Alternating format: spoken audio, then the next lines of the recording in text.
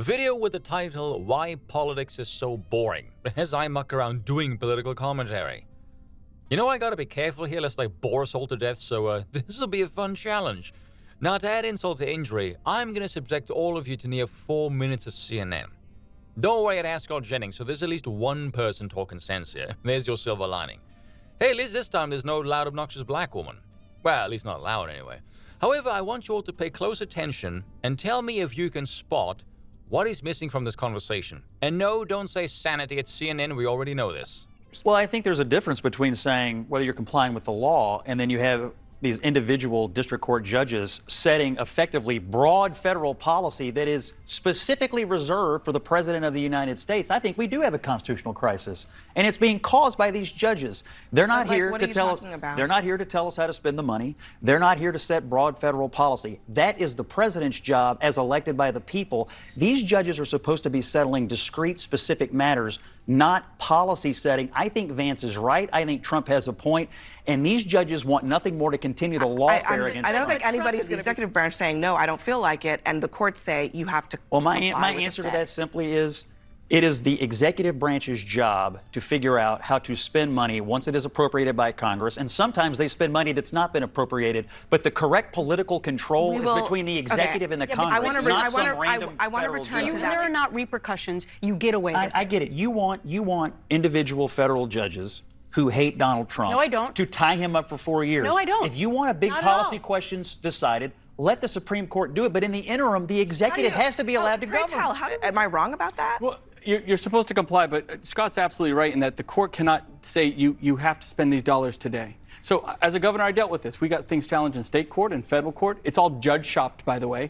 Judges don't randomly get these cases. There's a reason that these cases are filed in Boston, the Boston court, or a certain district, Rhode Island, because they know they're going to get a judge. You raise the right point. Yeah. Should the president, the singular president, should he have to share the presidency with 300 district court judges? No, absolutely not. But the point, though, you made a really good point that there have been judges that shut down some of President Biden's executive actions, and they understand. The Biden administration understood the checks and balances. The Supreme Court tried to stop me, but they never will. But not in the way that Donald Trump is. Who said that? Joe Biden. But Donald Trump, he actually didn't ignore it. He did. Right. They continued to plow forward with student aid. How much did they spend? Let me set the record. We actually got dinged on the student loan hated the student loan forgiveness policy. What did he say out loud? I thought it was a ridiculous policy. I thought it was unconstitutional. I predicted it would get struck down. It did get struck down, and I applauded. He did not ignore it, though. He went and tried under a different law. So he ignored it. You're allowed. No, that's not ignoring it. That's not ignoring it. He's trying to do it. But let me just understand where you stand.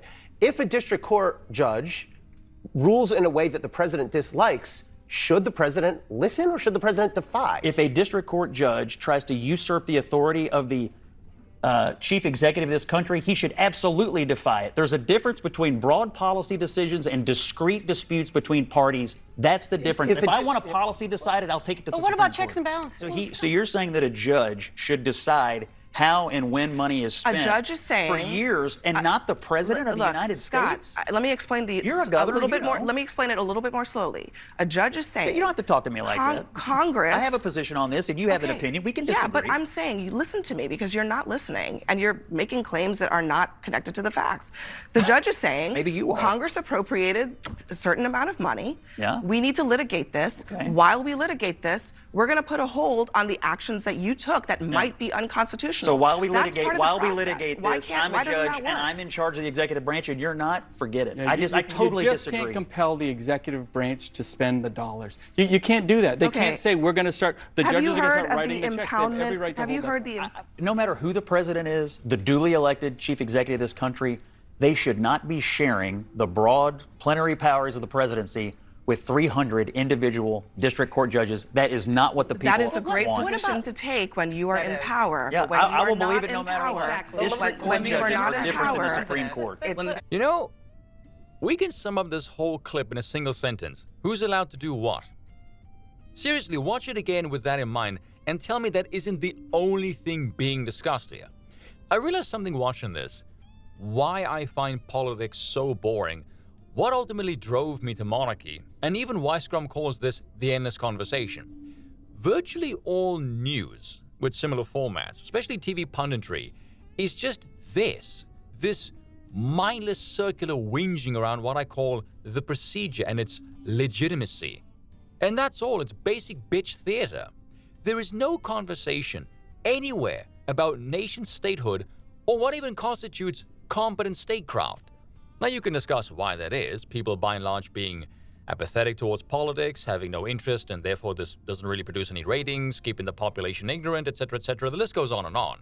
A great example of this currently is the conversation around Doge. You have these mindless worm-brained f***its like Kyle Kalinske screaming, Elon is illegally hacking the treasury, which is so embarrassing and actually pisses me off.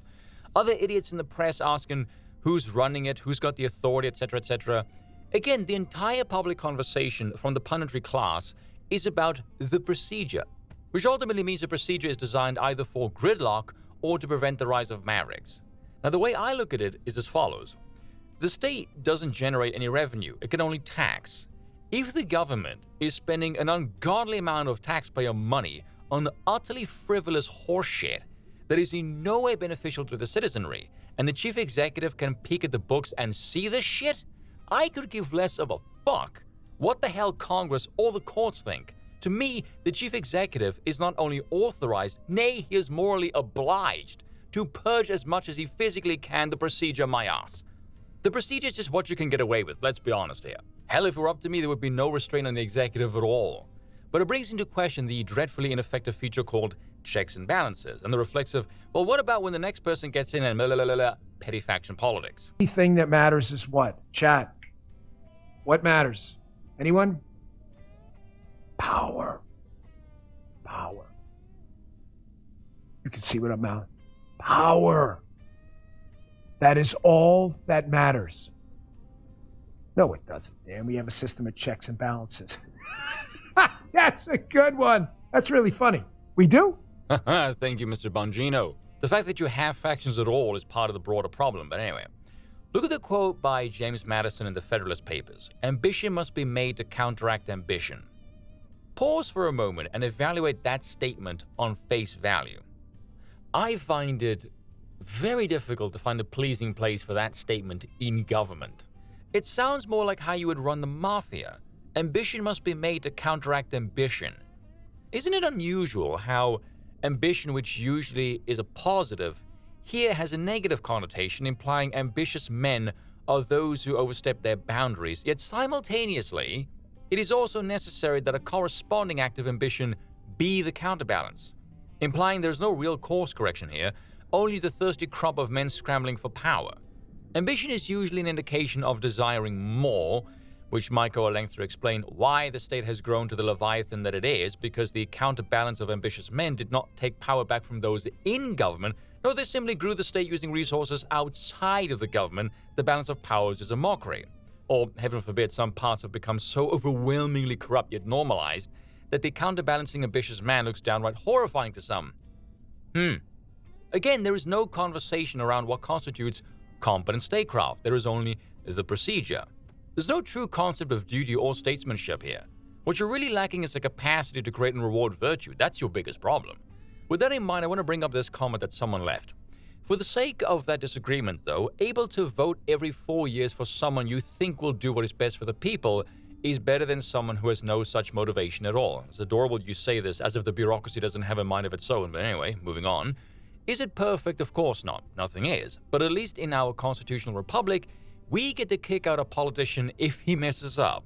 If not through impeachment, then during the time the next vote comes up. Whereas a king rules their entire life, usually without any sort of safety measurement against said king going tyrannical. Okay.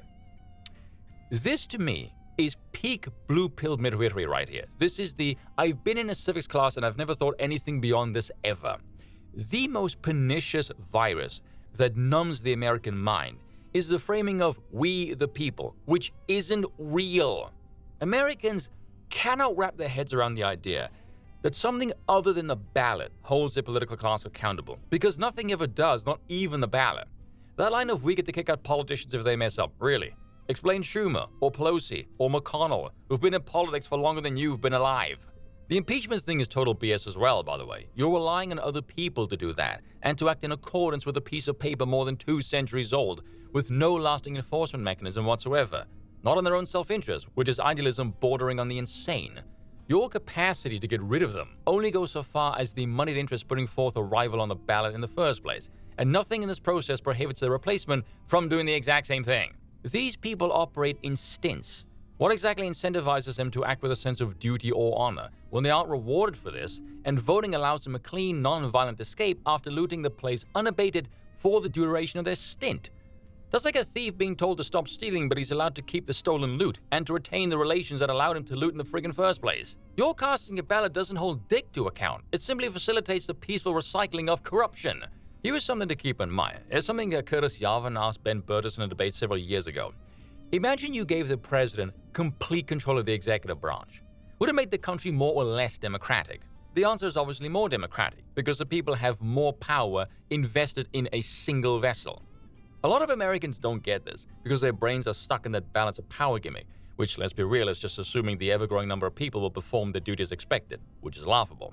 Never does it register to them that the more people you have in the system, the more damage they can do, and with more people comes a diffusion of responsibility, which accelerates the capacity for corruption. Whereas more power concentrated in fewer people has the opposite effect. Much like a business, when there's one person pulling the strings, when there's one captain, visibility is a powerful hindrance, especially when you don't simply have that peaceful failsafe called voting. There's a lot more accountability and responsibility when everyone knows the buck stops with you. With a monarchy, you'll have your valleys, sure, but you can get peaks. Democracies, on the other hand, is a one-way ride to slowly decaying slums. Forever. Cheers for watching, and once again, I apologize for nothing.